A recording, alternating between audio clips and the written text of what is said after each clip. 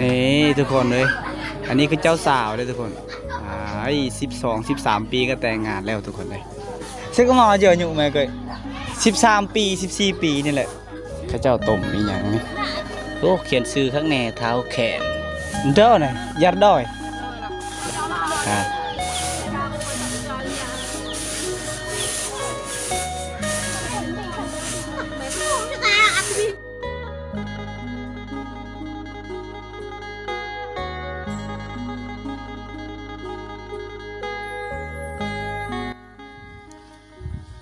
ขามเซเป็นที่เรียบร้อยทุกคนเลยตอนนี้ได้ขึ้นหอทฟังเซแล้วเอาสบายดีทุกคนสบายดียามตอนเศร้าทุกคนเลยกับบ่ได้เศร้าปันใดนะ10 โมง00ทุกคนเลยตอนนี้ไอเคเดินทางมาหมู่บ้านฟังเซภาคเซนะทางพุ่นคือภาคทางบ้านไอเคทุกคนส่วนภาคทางนี้คือภาคทางหมู่บ้านกับเจ้านะทุกคนเลยนะแล้วจากวิดีโอนี้ทุกคนไอเคจะได้พาทุกคนไปเที่ยวชมและหรือว่าไปรับชมวิถีชีวิตงานแต่งงานหรือว่างานแต่งดองอยู่ในเขตชนบทนะหมู่บ้านกับเจ้านี้ตอนนี้กำลังมีงานแต่งเลยเดี๋ยวไอเคกำลังย่างไปให้ทุกคนได้รับชมไปให้ทุกคนได้เบิ่งนะว่าพระเจ้าเฮ็ดอีหยังแน่ในงานแต่งของพระเจ้านี้นะหมู่บ้านข้าเจ้านี่มีอยู่2 หลังคานะงานแต่งหมู่บ้าน2 หลังคาเฮือนมันจะเป็นแบบใดบรรยากาศแบบใดทุกคนนะ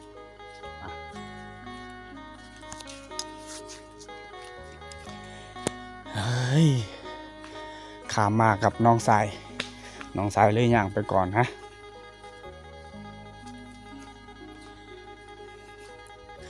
ทางข้าเจ้าลงเซ่ได้ตัวนี้เขาจะแต่งแบบใดนะมีเสียงเพลงบ่อยู่นั่นหรือว่ามีอย่างทุกคนเลย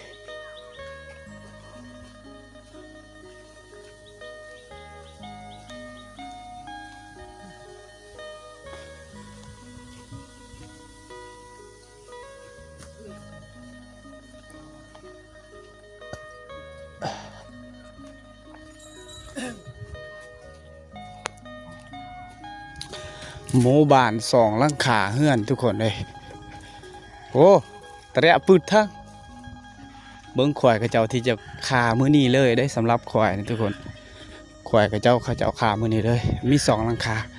นี่หลังคาหนึ่งอันนี้หลังคาหนึ่งทุกคนโอ้ยบรรยากาศหมู่บ้าน2 หลังคาเฮือนเอาเทือกของไก่เลยสั่นเลยบ่เปียฮะnày kita này loh pernah apa pernah nakช่วยpernah ทุกคนเลยทางนี้คืออีกหลังนึงส่วนฝั่งนี้หลังนึงเงินพระเจ้านะอันนี้เส้นทางออกเมืองนะทุกคนแต่แม่นเส้นทางออกเมืองอันนี้ควายพระเจ้าจะถือไว้ก่อน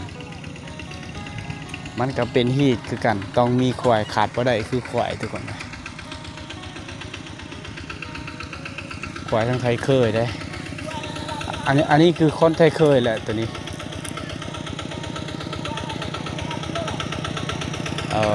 อันนี้คือเพื่อนที่กำลังจะมีงานแต่งเร็วๆนี่แหละทุกคนนะ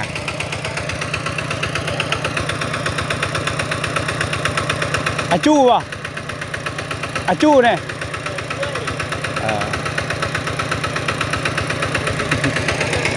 เจ้าสีเมื่อเด้นะเจ้ามาส่งควายส่งยังแล้วก็เจ้าสีเมื่อ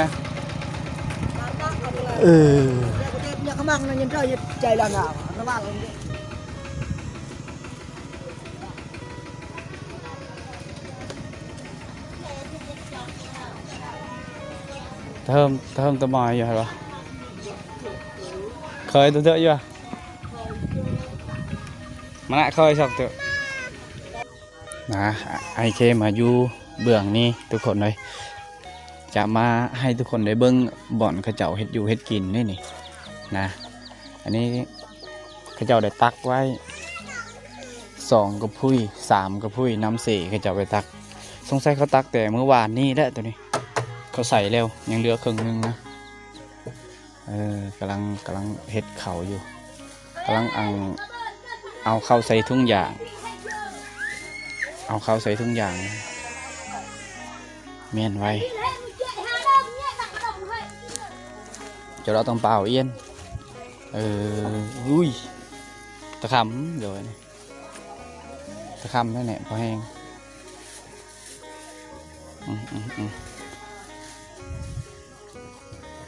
กุย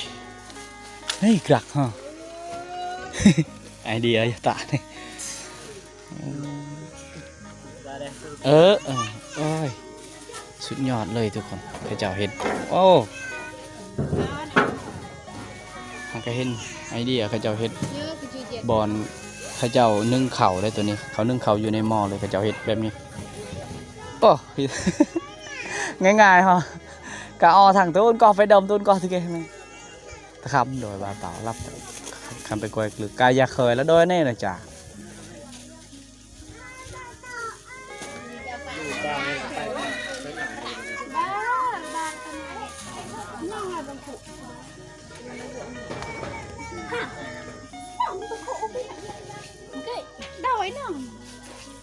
đợi nhẹ ta đợi ba bao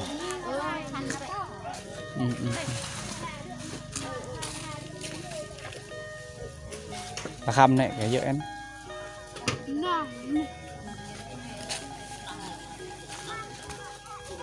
nèทุกคนเลยไอเคจึงได้เอิญว่าหมู่บ้านกลางป่าลึกกำลังจะมีงานแต่งนะทุกคนเลยหมู่บ้านอยู่กลางป่าก็มีงานแต่งคือกันมีงานแต่งเซยเนี่ยขวายกระเจ้าที่อยากกินได้ตัวนี้อีกยังชั่วโมงนึงนะ11-12 โมงกระเจ้าว่าสีขาขวายตัวนี้สำหรับฮีทของข้าเจ้านี่อาจจะบ่ได้มีฮีทแต่ทุกคนนะเพราะว่าข้าเจ้าจะถือศาส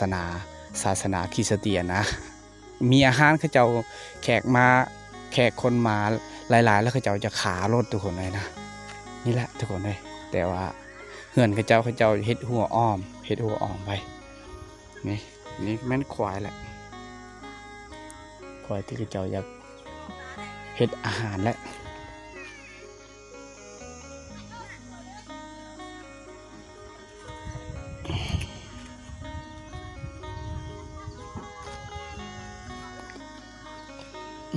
ฟืนก็จะหาไปฟืนไม้ไฟได้ก็จะเอาทุกคนหมู่บ้านกลางป่ากำลังจะมีงานแต่ง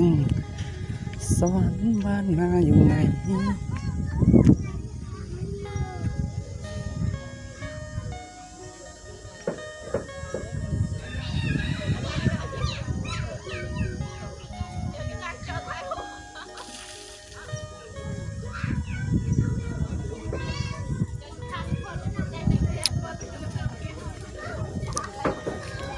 อาการเจอกี่ข้าวต้มบ่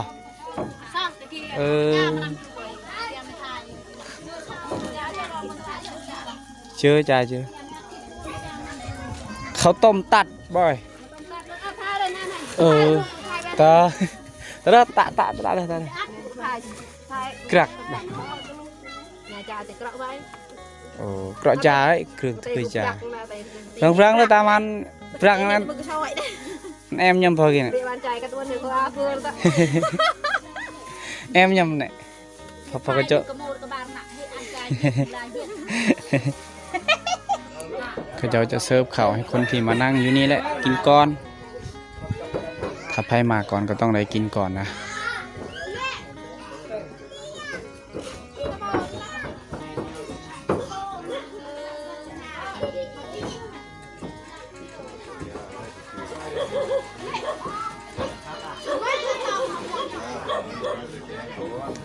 เราเปิดเตะlà vẫnเปิดอยู่ไหนไว้ให้ฉันโอนยาไทยคลิปยางออกแล้วมาสากพาวเวอร์อยู่เฮือนข้าเจ้านี่ข้าเจ้าเฮ็ดงามเลยทุกคนว้าว แต่ว่าเขาเจ้าได้เฮ็ดอันนี้มันต้นลำมันต้นเขาเจ้าตัดไว้แถวนี้ทุกคนนะ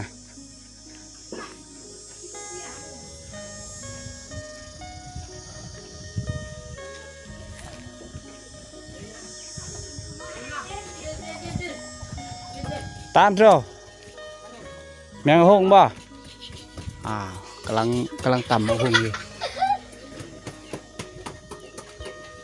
เบอร์ตีเด้อ ทางนี้เด็กน้อยกำลังตำหมกฮุงกำลังเห็ดหมกฮุงสิกินอ๋อพระเจ้ามีน้ำมีครบทุกอย่างด้วยกันตากกไม่ดูทุกคนโอ้กกไม่ดูได้ดิ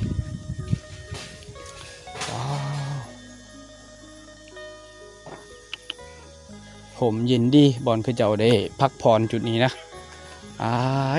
ทุกคนเลยหมู่บ้าน2 หลังคาเฮือนกำลังจะมีงานแต่งนะหมู่บ้าน2 หลังคาเฮือนนี่แหละไอเคกะเพิ่งเป็นวิดีโอแรกที่ถ่ายให้ทุกคนได้เบิ่งหมู่บ้าน2 หลังคาเฮือนคนละฝากทางเขาเจ้าได้อยู่นะทุกคนทางอยู่ใจกลางนะแต่ว่าฝากเฮือนเขาเจ้านี่ไอเคจะให้ทุกคนได้เบิ่งอันนี้ทุกคนเลยนะมักม่วงว้าวเขาเจ้าปลูกเนี่ยเลยมักม่วง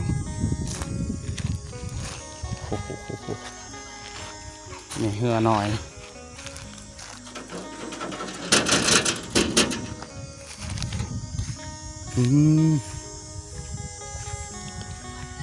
เวลาเอากินก็สบายได้ทุกคนเวลามันสุกมันตกปุ๊บเห่าก็เก็บเด็กหน่อยซ้ำนี้ก็สามารถเอากินได้มังม่วงตัวนี้โตแต่ว่าปีนี้อาจจะดกลายกว่าปีก่อนนะทุกคนเลยนี่เต็มไปด้วยมะม่วงเลยเงินกระเจ้านี่ปลูกติดไว้กับเงินรถทางพูดคือมักมีก็ต่ำเลยทุกคนเลยขอโทษนะทุกคนเพราะว่ามันจะมีลมเสียงรบกวนหน่อยนึงปัตโตมักมีถ้าว่าซุกก็ง่ายทุกคนบ่ต้องปิดเอาลงเขาสามารถเอามีดเอายังมาผ่ามากินอยู่ในนี่เลยนะ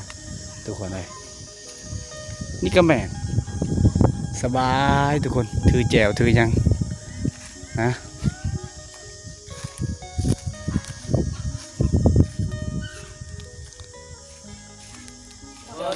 ทุกคนเลยในที่สุดใครเคยก็จะมาหอดแล้วนะทุกคนนะตอนนี้ไอเคมาอยู่จุดนี้ผ่านไปหลายนาทีทุกคนนะทางนี้กำลังส่วนระวนกับลินมากระลอกนี่แหละทุกคนเลยถ้าว่ามีงานแต่งแล้วก็จะเอามา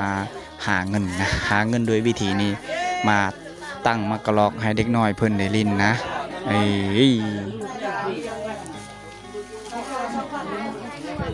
ตะวันปอยดาวจูบางทีปลาไหลมังละมุดป่ะเป่าแล้วเบิดประดงน่ะปลาไหลการโซปลาไหลบองบองอะไรเลยบองห้ามอะไรบริบูรณ์ช่วยรักกำลังบองเลยบวีมังละมุดเฮเนี่ยน่ะปอปอเอ็ดปอยดาวจูอย่าเป่ามันคือเป่าจูไหน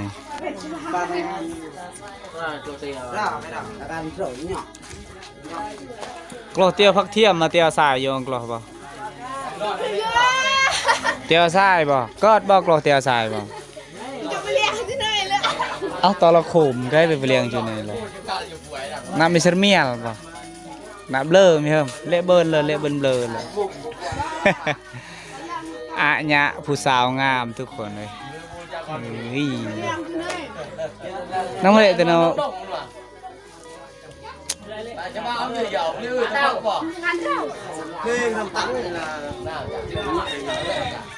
มังม่วงดิลรวย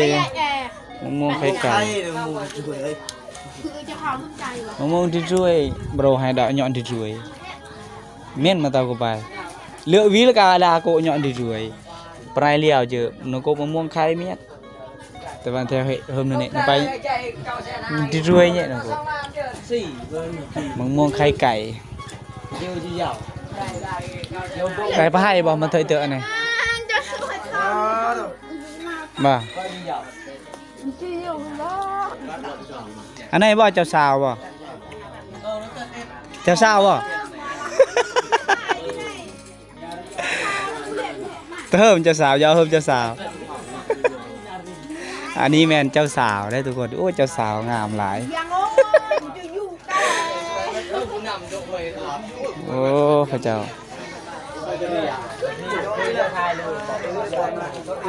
เราทำไม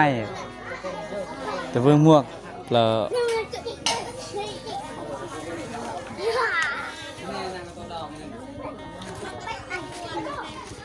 เขาเจ้ามาขายยังนี่อากะเออเบิ้นอันเด้ออาแซงช่วยได้ป่ะ อันไหนเจงไก่เลยอันไหนยันไหนบ้านยันไหนอันไหนช่วยโยงไก่เลย ต้องได้รับงานมาสวยเอื่อยเพิ่นเอ้ยเอาเลย บนบ่ ตาเตเล่นมันกูดอก ช่วยเลยจ้ะ ได้ป่ะเอา โอ้ยอ่ะ เอาดำเด้เอื่อยเพิ่นมาขายสลีมาขายมาแต่งกว่าสลีหักก็อบบ่ น้องกล้าวบ่มาจีน เด็ด จีนเจ้า เป็ดเก่าสาวเด็กเก่า อ่ะหยะเลยเอ้ยเจิงชูหน่อยเจิงชูจ่าบ่ดง เพิ่งแล้วก็ได้ เอาเจิงสลีบ่เอ้ยนั่นเท่ากับจูอเมริกานั่นแหละเต้เอาไปกี่เต้ให้กลางให้เอ้ยได้ไปเจ้าสาวเจ้าสาวนี่ทุกคนเลยอันนี้คือเจ้าสาวเลยทุกคน12-13 ปีก็แต่งงานแล้วทุกคนเลยนะเฮ้ยแค่เจ้าหมาเตเวียก เอาโมจะไม่ได้ ผู้กำลังจักเข้าไปใส่ทุกคน อะไรมึงจะได้โอ้คือจิกันแม่ครัวเมียอ่ะ โอ้ไปหับใส่ไปอยู่ไปกอดแม่ครัวหย่ำหนูแม่ครัวหย่ แม่ครัวยังไงความคุย ดังอยู่แล้วว้าวงามหลายคนอาจจะบ่หลายได้ทุกคนทั้งเพื่อนเขาเจ้าเปิดเพลงนะเพลงเขาเจ้าหันละ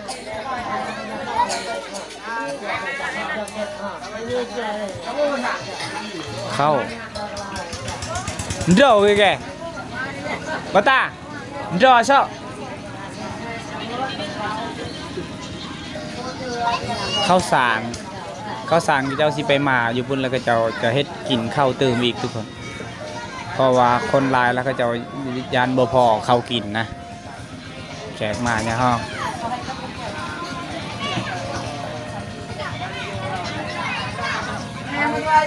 สาวงามมีอยู่ผู้เดียวเตยนต่อทีเด้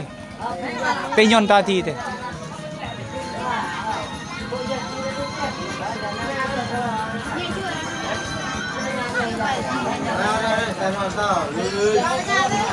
แอมบ่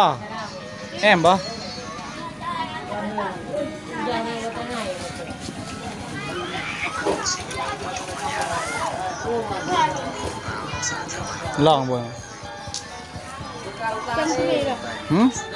เอาละนี่เจ้าสาวแล้วตัวนี้คนนี้เจ้าสาวแล้วทุกคนแม่เจ้าสาว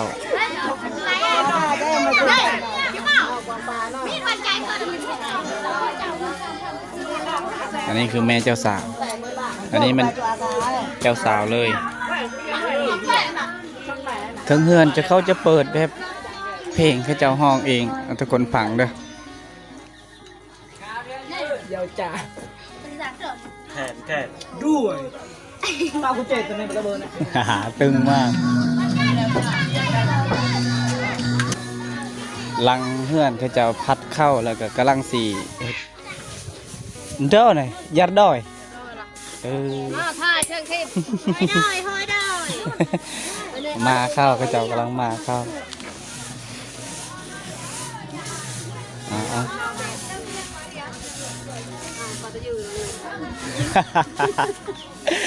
เจ้าสาวสวยงานเพิ่นทุกคนโอ้ย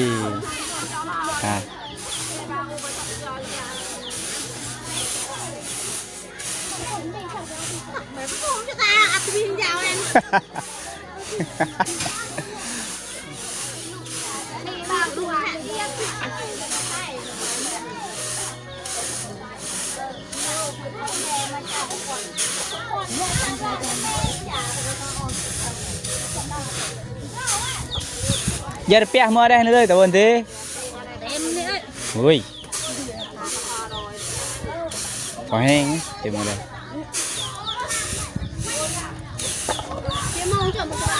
12 โมงเอ้ย nhớ rồi chứ to lớn nào cũng nhớ qua cha thì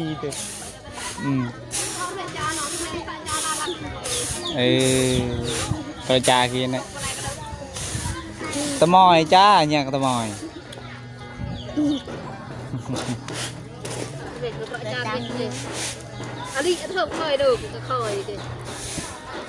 rồi nhớ là ông Pao nó để nó cọp rồi rất là bảo tao bên đó nó láng nó trâu nói không ông Pao nó vẫn nặng nhẹ ăn hệ chứ được là chớ lại phải là vẫn nặng không mà này lần đỏ cái đó gần rồi tao đặt nó láng nào lại khang đỏ mà gì vậy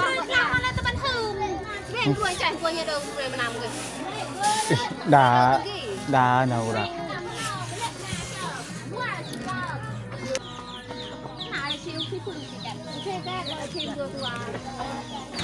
rồi cái tàu luôn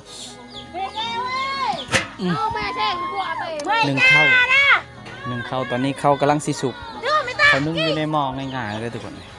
นะสูตรที่เจ้าได้เฮ็ดคือเมื่อกี้นั่นแหละผัดข้าวสารกำลังมาผัดเรียบร้อยแล้วเขาจะเสน้ำไว้เขาเอิ้นว่าม้าขาวมาประมาณ 2-3 ชั่วโมงเขาจะมา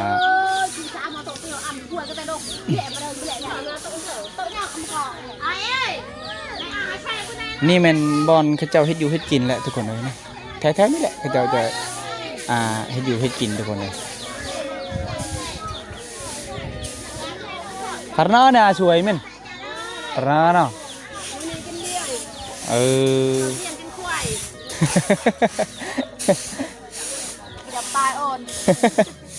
เบิ้ลมูกันเต่า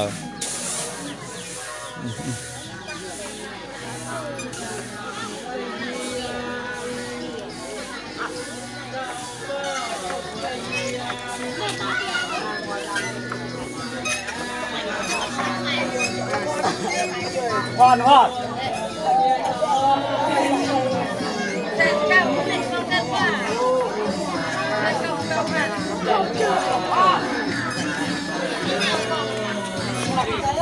วนมาถามแม่ขาเหมือนก่อนเชโต้chưa chị rưỡiเชโต้chưa ơi hả phải giao rồiเชโต้chưa mới chị rưỡiเชโต้chưa nó chọnแต่หนัวเลย10 ธงเบิ้ลบ่ขายดีได้เอ่ยเพิ่นมาขายอยู่นี่นะอีกยัง 4-5 ชั่วโมงก็เจ้าจะซื้อหมดเลยตัวนี้ขายอีกไปกดีนับกัน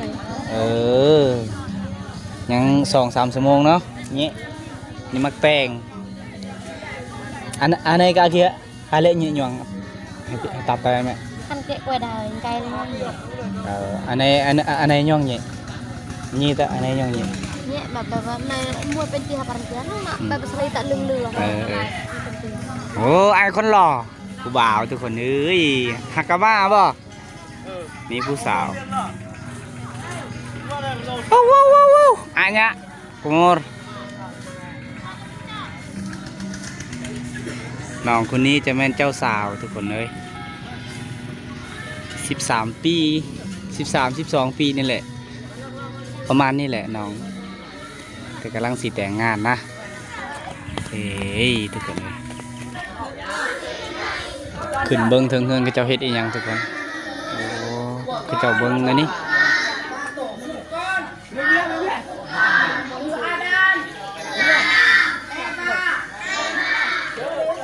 ทุกคนอาจจะบ่ได้เข้าใจกับภาษาเขาเจ้าได้เว้าได้ โอ้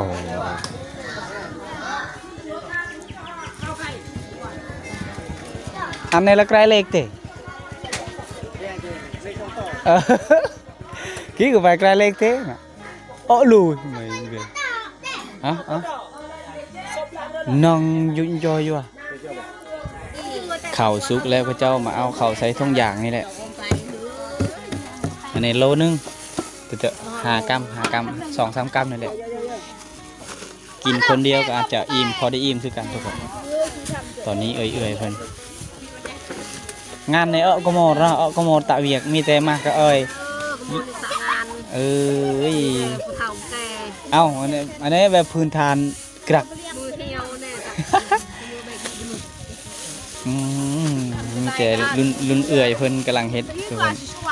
เอื่อยเพิ่นเฮ็ดเวียก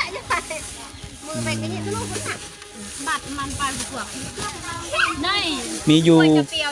ผู้สาวคนหนึ่งสาวงามมีอยู่ผู้หนึ่งทุกคนทุกคนเลยผู้สาวคนเดียวกับน้องเพิ่นงามหลายเลยน้องยิ้มก็งามไม่ถ่ายคลิปไม่ไปเลี้ยงคุณเม่นแต่ตาไปจะเลี้ยงกูนะ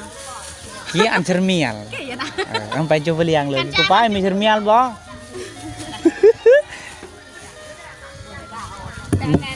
Đỡ on này đôi bo. Ăn đọ cho đó cái chè le. Thì lại ăn trà.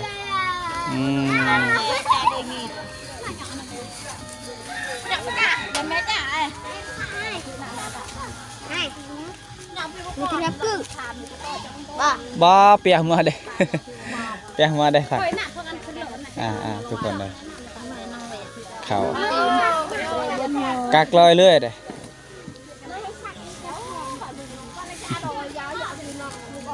นี่แหละหมอบอลที่กระเจ้าหนึ่งข่าวแล้วแบบนี้แหละกระเจ้าเฮ็ดทุกคนเลยแต่ว่าอันนะกระเจ้าเฮ็ดไอเดียเขาเอาไม้แล้วกระเจ้าตอกตะปูใส่งามกว่าคักกว่าchưa ra khỏi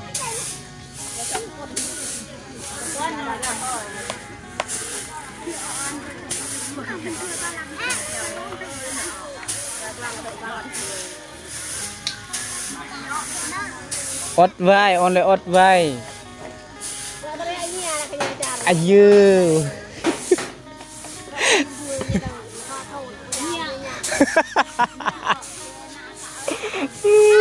to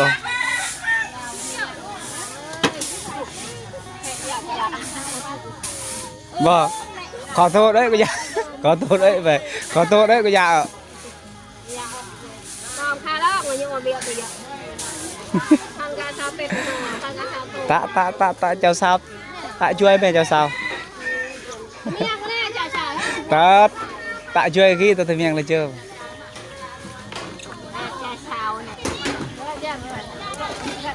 น้องเพิ่นก็กำลังสวยงานอยู่นี่แหละทุกคนเลยเอาครูเด็กยี่ห้อคุณตาแซงปลาเทียบ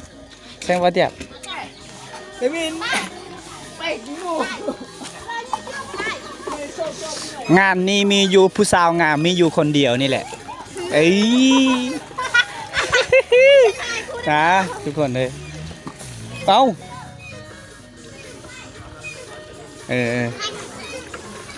เรียวจอกวะโพยหน่อยเอาเบิ้ลโพยใกล้đây là bớn rồi cài đó đờ trường khăn đỏ này chưa cài ra đỡ xinมาถามน้องคนนะทุกคนน้องที่จะแต่งงานจอยทอยขอบใจเนาะอนซื้อได้ขายมาเลยเพื่อเพื่อนให้กินสลีอุ้ยไอเขว่าจะกินสลีแม่ขายใจดีใจงามได้ทุกคนเลยเพื่อนนั่งกูโก้เมียได้ไหมไซคือ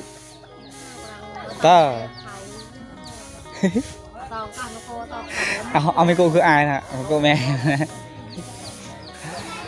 นี่คือเจ้าสาวแล้วทุกคนเลยนะซึ่งก็มองเจอหนุ่มไหมเกยว่า15ในต้นเบิร์นใน15 ปีตะเบิร์น13 ปี14 ปีนี่แหละ เตอะ15ไหมนะก็มาให้กูเฮิมน้องแกดแล้วบนปืดอยู่ว่ะก็มานี่ก็ปืดริดอยก็มานี่ก็เฮิมมันปืดสิตวงดอยน้องแกดบางสิตวงแล้วบริดอยก็มานี่ลูกเฮิมมันก็มาได้ในชื่อหานะเบิ่งกะยะถอยแฮงออนอ่ะแฮงออเบิ่งกะยะละดีอ่อนดงนั่นเถอะตะมูก็อ่อนดงเนาะตนเอกะยะนุก็จั่วประได้เฉพาะกล้วยชนัว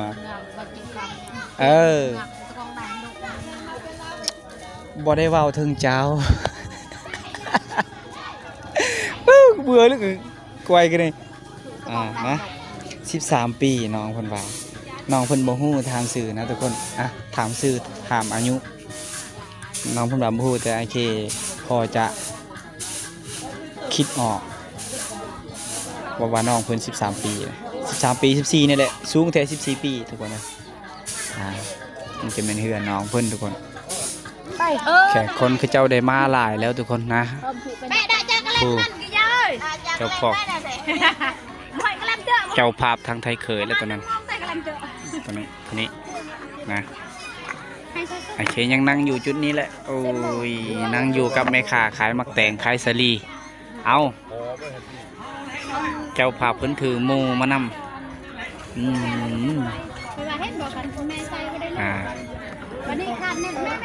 ทางนี้กำลังลินอยู่ลินมะกะหลอกอยู่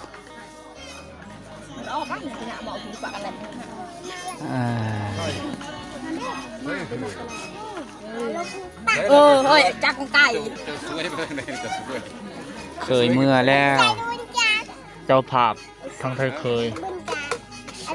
ถือกระโตกแล้วก็ถือหมออะไรคนโตนะจังสลีเด้อทอง5,000บ่แม่นทอง10หักครึ่งละ5 2,500ก็ขายเอากำลังมาเลยตอนนี้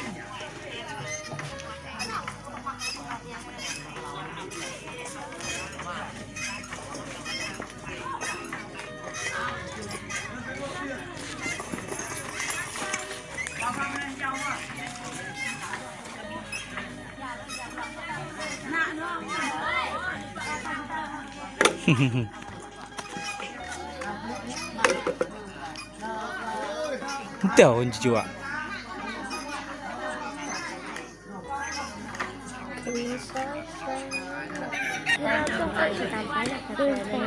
ก็แหละ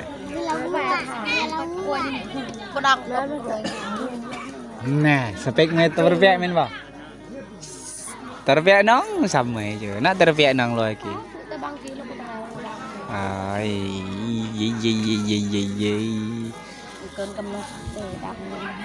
จังสลีเด้อลูกค้าทั้งหลายซื้อสลีเด้อมานั่งอยู่กับแม่ค้าขายสลีแม่ค้าคนงามใจดียิ้มงามยิ้มหวานทุกคนเว้ามั่วหัวมวน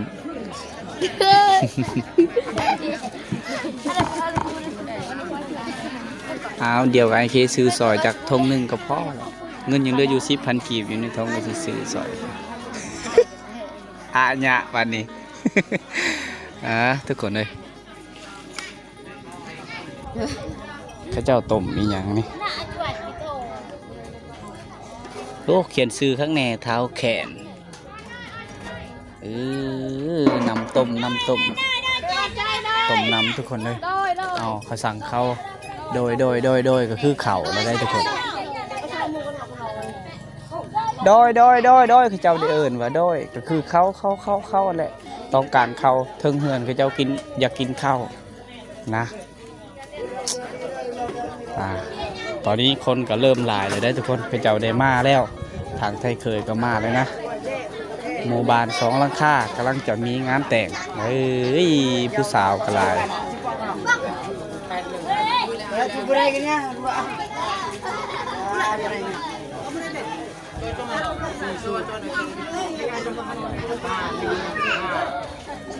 các bạn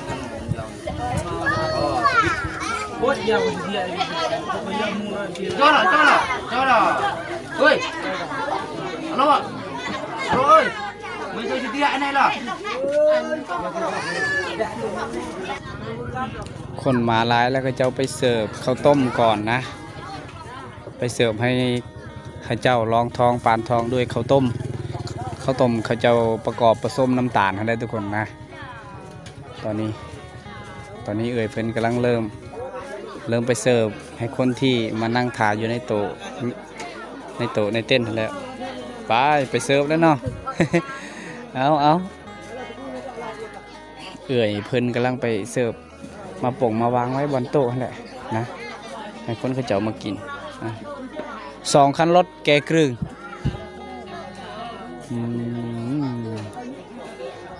อีกอย่าง30 นาทีหรือว่า1 ชั่วโมงแล้วเขาจะจัดการอันนั้นแหละทุกคนโดยที่เขาเจ้าบ่ได้จำผีจำยั่งมีแต่เผาแล้วก็จัดการเฮ็ดกินแล้วแหละทุกคนเลยโอเคก็จะทาได้รุ่นทากินนั่นแหละนะมางานนี้คือกันทุกคนถึงเฮือนเขาเจ้าจะอนามัยล้างถ้วยล้างจานล้างยั่งนี่แหละทุกคนงานนี้บ่มีผู้สาวสวยเวียกกันอยู่กินบ่มีเลยผู้สาวนะทุกคนมีแต่อันรุ่นเอื้อยๆนะนะทุกคนใส่สำหรับเสิร์ฟอาหารร้านนี้ก็ใส่นั่นแหละทุกคนเลยผ่านไปอีก 2-3 นาทีนะทุกคนตอนนี้ข้าเจ้ากำลังคึกคืนกับรองทองด้วยข้าวปุ้นข้าเจ้าไปเสิร์ฟให้ข้าเจ้าได้กินนะข้าวปุ้นและข้าวต้มตัดข้าวต้มที่ข้าเจ้าผสมมาเป็นน้ำตาลน้ำยั่งนั่นแหละทุกคนเลยนะตอนนี้ข้าเจ้ากำลังกินเลยผู้บางคนก็จะนั่งกินอยู่นอกๆนะ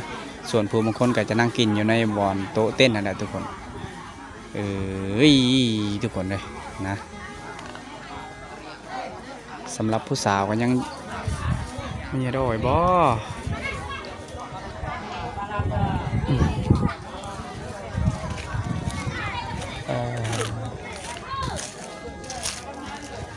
เอาเงี้ยบ่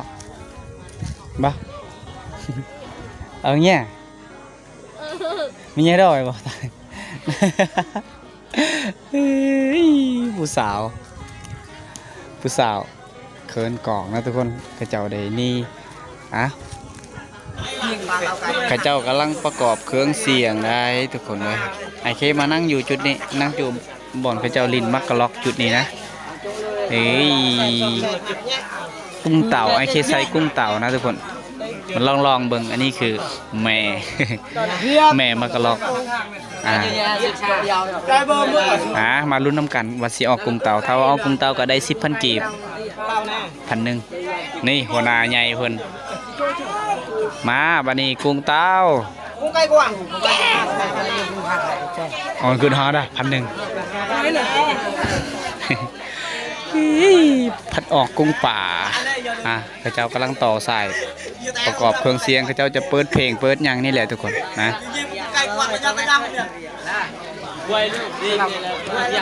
เอาทุกคนเลยผ่านไปหลายนาทีนะหลายชั่วโมงได้กินข้าวกับประมาณ30-40 นาทีเลยครับเขาได้กินข้าวแล้วทุกคนนะตอนนี้ไอเคก็ได้กินน้ำข้าวยังไม่ทันได้ล้างมือซ้ำทุกคนเลยทุกคนเลยนี่แหละวิถีชีวิตงานแต่งงานหรือว่างานแต่งดอกอยู่ในเขตชนบทนะชนเผ่าบรูที่ถือศาสนาคริสเตียนนะทุกคนงานนี้อาจจะข้าเจ้าจะบ่ได้กินเหล้ากินเบียร์ด้วยทุกคนนะกินแต่ของว่างสำหรับควายนะข้าเจ้าจะบ่ได้จำผีจำอย่างทุกคนมีแต่เขาฆ่าทุกคนเลยอย่างที่ทุกคนได้เห็นนั่นแหละเขาจะฆ่าควายแล้วเลยกินเลยแบ่งกินเสิร์ฟอย่างนั้นนี่ทุกคนเลยทางพุ่นกำลังคือคืนงานเปิดเพลงอยู่ตอนนี้ไอเคกำลังย่างลงทาน้ำสีข้ามไปทางหมู่บ้านไอเคทุกคนเลยเอาทุกคนเลยสำหรับวิดีโอนี้ไอเคจะขอโจ้ไว้สำนีก่อนทุกคนนะอย่าลืมติดตามวิดีโอใหม่ตอนต่อไปทุกคนเลยบ๊ายบายทุกคนซื้อมักสดีบ๊ายบาย